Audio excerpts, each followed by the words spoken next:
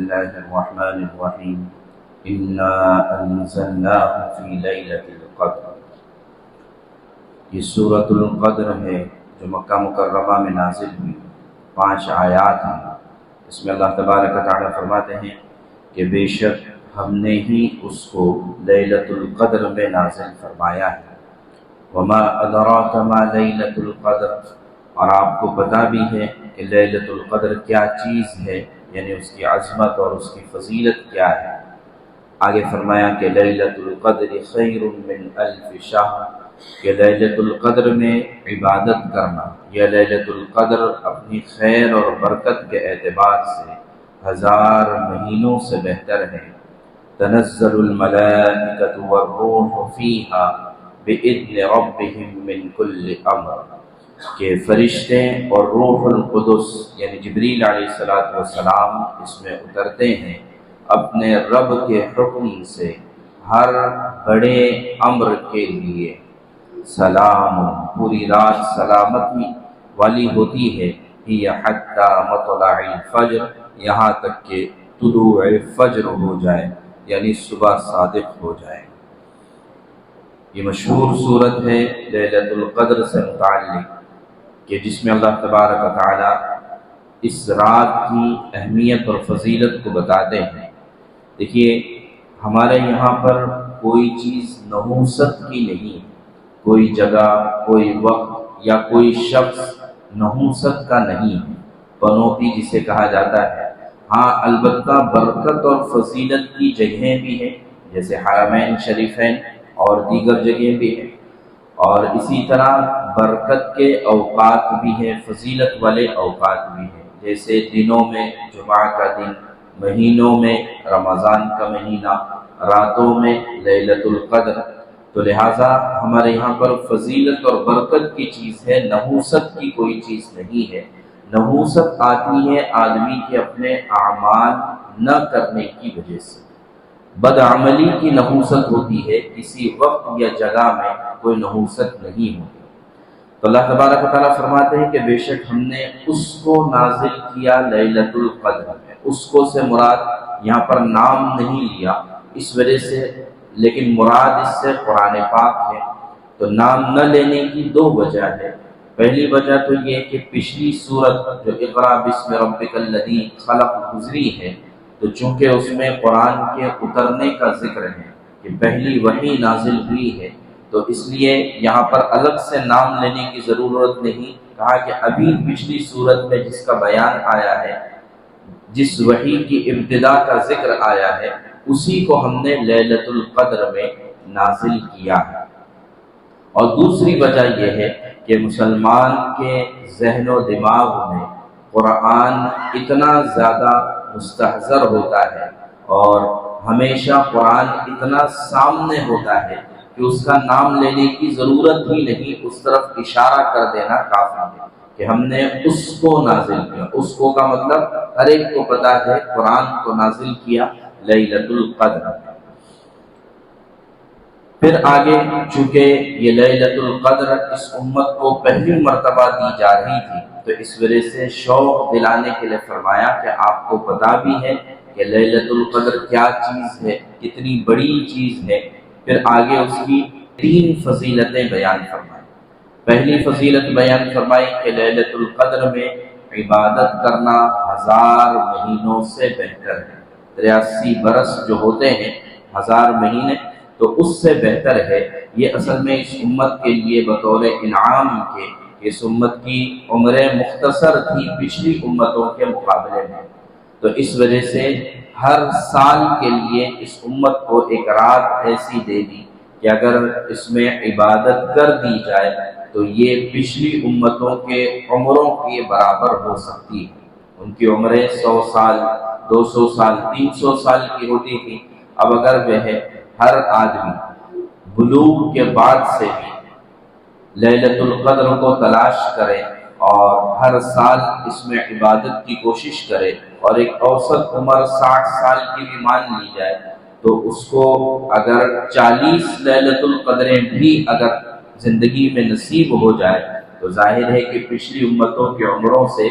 زیادہ یہ عبادت کرنے والا شمار ہو جائے گا۔ تو اس وجہ سے یہ اس کی سب سے بڑی فضیلت ہے۔ ہاں البتہ اللہ تبارک و تعالیٰ نے اس کی تعیین کو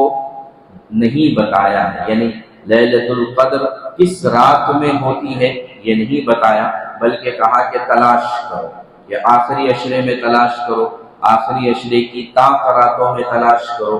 تو اس کے پیچھے بھی حکمت بہت بڑی یہ ہے کہ دیکھیے جس وقت میں کوئی یقینی کام ہونا ہوتا ہے تو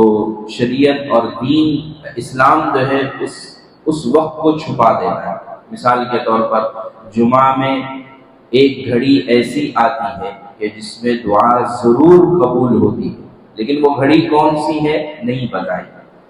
روزے کی حالت میں رمضان میں ایک دعا ضرور قبول ہوتی ہے، لیکن وہ وقت کون سا ہے نہیں بتایا۔ ہاں یہ اندازے ہیں بعض احادیث کو سامنے رکھتے ہوئے کہ افطار کے وقت دعا قبول ہوتی ہے، تہجد کے وقت دعا قبول ہوتی ہے، یا اور بھی اوقات ہو سکتے ہیں۔ تو ایسے ہی کہ اتنی بڑی فضیلت والی رات ہے تو اس وجہ سے اس کی تعیین کو چھپا کر رکھا ہے تاکہ ہر آدمی کوشش کرے، ہر آدمی اس کو حاصل کرنے کی فکر کرے، اور اس کو حاصل کرنے کا آسان طریقہ آخری عشرے کا اعتکاف ہے کہ جب آدمی اعتکاف کرتا ہے تو لیلۃ القدر کو ضرور پا لیتا ہے، اس لیے کہ معتکف اگر سو بھی رہا ہے تو وہ عبادت کی حالت میں سو رہا ہے۔ تو یہ سب سے پہلی فضیلت اس رات کی آئی کہ اس میں عبادت کرنا 1000 مہینوں سے بہتر ہے۔ دوسری فضیلت بتائی کہ تنزل الملائکہ، کہ اس میں فرشتے بہت کثرت سے اترتے ہیں۔ ویسے تو فرشتے زمین پر ہمیشہ رہتے ہیں، ہر انسان کے ساتھ 2 فرشتے موجود ہیں، اس کے علاوہ دیگر امور پر بہت سارے فرشتے لگے ہوئے ہیں، لیکن آسمان کے فرشتے اس رات میں اپنی اپنی عبادتوں کو چھوڑ کر اس امت کی عبادت میں شریک ہونے کے لیے، ان کی دعاؤں پر آمین کہنے کے لیے کثرت سے فرشتے اترتے ہیں۔ بلکہ صرف فرشتے نہیں بلکہ فرشتوں کے سردار جو روح القدس کہلاتے ہیں، جو اللہ تبارک و تعالیٰ نے قرآن کریم میں جن کی تعریف کی ہے، یہ بڑے طاقتور ہیں، اسی طرح عرش والے کے نزدیک بڑا مقام رکھتے ہیں، اسی طرح یہ مطاع ہے، یعنی یہ سردار ہے، ان کی بات کو سنا جاتا ہے، اسی طرح یہ امانت دار ہے۔ قرآن نے اتنی ساری صفات جبریل علیہ السلام کے بیان کی ہے تو یہ بھی اترتے ہیں۔ اور جبریل علیہ السلام کے بارے میں آتا ہے کہ ان کے 600 بازو ہیں، اور صرف 2 بازو کھول دیں تو مشرق اور مغرب کو پوری طرح سے ڈھانپ سکتے ہیں۔ اور چونکہ فرشتے یہ پر والے ہوتے ہیں، سورہ فاطر میں اللہ تبارک و تعالیٰ نے اس کا ذکر کیا ہے کہ فرشتوں کو پر ہوتے ہیں، تو جبریل علیہ السلام کے بھی یہ جو پر ہے اس میں سے ہمیشہ موتی جھڑتے رہتے ہیں، جب وہ پر ہلاتے ہیں تو موتی جھڑتے رہتے ہیں۔ اور اللہ کے نبی صلی اللہ علیہ وسلم نے بھی جبریل علیہ السلام کو اپنی اصلی حالت میں صرف 2 مرتبہ دیکھا تھا، ایک جب وحی نازل ہو رہی تھی اس وقت میں دیکھا تھا، اور دوسرا معراج کی رات میں دیکھا تھا، یا پھر بعض روایتوں کے مطابق کہ دوسری تیسری وحی جب نازل ہو رہی تھی تب بھی ایک مرتبہ مکہ مکرمہ میں دیکھا تھا۔ حالانکہ اتنی مرتبہ وحی لے کر آتے تھے لیکن اصلی حالت میں حضور پاک صلی اللہ علیہ وسلم نے بھی نہیں دیکھا، تو وہ بھی جبریل علیہ السلام اپنے رب کے حکم سے اترتے ہیں۔ اپنے رب کے حکم سے کا مطلب یہ ہے کہ اللہ سب کو حکم دیتے ہیں کہ آج کی رات میں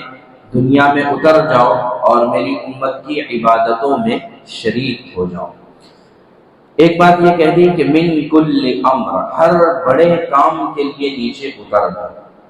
اس کی ایک تفسیر یہ ہے کہ دیکھیے لیلۃ القدر کے سلسلے میں 2 غلط فہمیاں ہمارے درمیان ہیں۔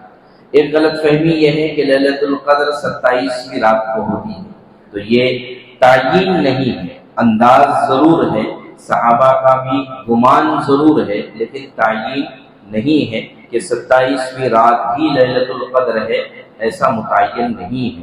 تو ہمارے درمیان ایک غلط فہمی یہ ہے۔ دوسری غلط فہمی ہمارے درمیان یہ ہے کہ سال بھر کی تقدیر کے جو فیصلے ہوتے ہیں، وہ غلط فہمی یہ ہے کہ شب برات میں ہوتے ہیں۔ حالانکہ القدر، قدر کے ایک معنی آتے ہیں تقدیر کے، فیصلے کے، تو فیصلے کی رات یہ لیلۃ القدر ہے، نہ کہ شب برات۔ 15 شعبان یہ فیصلے کی رات نہیں ہے، بلکہ قدر کے معنی ہی فیصلے، تو لہذا فیصلے کی رات شب قدر ہے جس کی تعیین نہیں ہے، اور اس کو تلاش کرنے کا حکم دیا گیا ہے۔ کہ فرشتے کیوں اترتے ہیں، ایک وجہ تو بتائی کہ اس امت کی عبادتوں میں اور دعاؤں میں شریک ہونے کے لیے، اور دوسرا یہ کہ اس رات میں تقدیر کے فیصلے ہوتے ہیں، تو اللہ تبارک و تعالی فرشتوں کی جماعتوں کے ذمے میں جو جو کام ہوتا ہے وہ ان کے سپرد کرتے ہیں، تو وہ اپنے کاموں کو انجام دینے کے لیے کثرت سے دنیا میں پھیل جاتے ہیں کہ سال بھر کی ڈیوٹی یہ دی گئی۔ تقدیر تو اللہ نے زمین اور آسمان کے پیدا کرنے سے پہلے ہی لکھ دی ہے، لیکن ظاہر ہے کہ اس کو انجام دینے کے لیے سال بھر کا وقت ہوتا ہے کہ ایک ایک سال کی تقدیریں فرشتوں کے سپرد کی جاتی ہے، تو لہٰذا ہر بڑے کام کے لیے اس رات میں اترتے ہیں۔ تیسری فضیلت پھر بتائی کہ سلام، یہ رات سلامتی ہے، کس بات سے کہ کبھی پچھلی امتوں کے لیے فرشتوں کا اترنا عذاب کا باعث بھی ہوتا تھا، تو لہٰذا اس امت کے بارے میں فرمایا کہ اس رات میں کوئی عذاب لے کر فرشتے نازل نہیں ہوتے ہیں، بلکہ سلامتی کے ساتھ نازل ہوتے ہیں۔ اور دوسرا مطلب بعض علماء نے یہ بھی لکھا ہے کہ اس رات میں اتنی سلامتی، اتنی خیر ہوتی ہے، اتنی برکت ہوتی ہے کہ جو شر پسند لوگ اگر اس رات میں کچھ برائی بھی کرنا چاہیں، خاص طور سے سحر کرنے والے، جادو کرنے والے، وہ لوگ اگر اس رات میں سحر اور جادو بھی کرنا چاہیں تو اس سے بھی سلامتی رہتی ہے، اور یہ سلامتی کسی ایک وقت میں نہیں، جیسے کہ کہا کہ جمعہ کے دن ایک کوئی وقت ہوتا ہے قبولیت کا، اب وہ کون سا وقت ہے معلوم نہیں، اندازے ہیں، لیکن اس رات کے بارے میں فرمایا کہ ایک وقت نہیں ہے بلکہ پوری رات ہے، جب سے رات شروع ہوتی ہے تب سے لے کر طلوع فجر تک پوری کی پوری سلامتی ہوتی ہے۔ اور جو ہے یہ تیسری فضیلت اللہ تبارک و تعالیٰ نے اس کی بیان فرمائی۔ پہلی فضیلت تو اس میں عبادت کرنا 1000 مہینوں سے بہتر ہے، دوسری فضیلت اس میں فرشتے اور جبریل علیہ السلام اترتے ہیں تقدیر کے ہر بڑے کام کو انجام دینے کے لیے، یا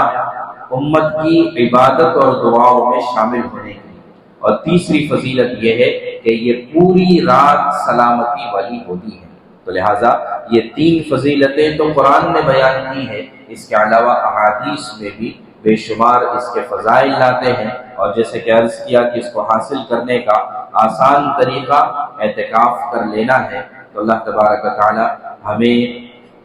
اس رات کی پہلے تو قدر نصیب فرمائے، دوسرا یہ کہ اس رات کو تلاش کرنے والوں میں، اعتکاف کرنے والوں میں سے ہمیں بنائے، اور تیسرا یہ کہ اللہ تبارک و تعالی ہر سال کے لیے ہمیں جب تک کہ زندگی اللہ نے متعین رکھی ہے، مقدر رکھی ہے، تو تمام زندگی اللہ تعالی ہمیں اس رات کو نصیب فرمائے۔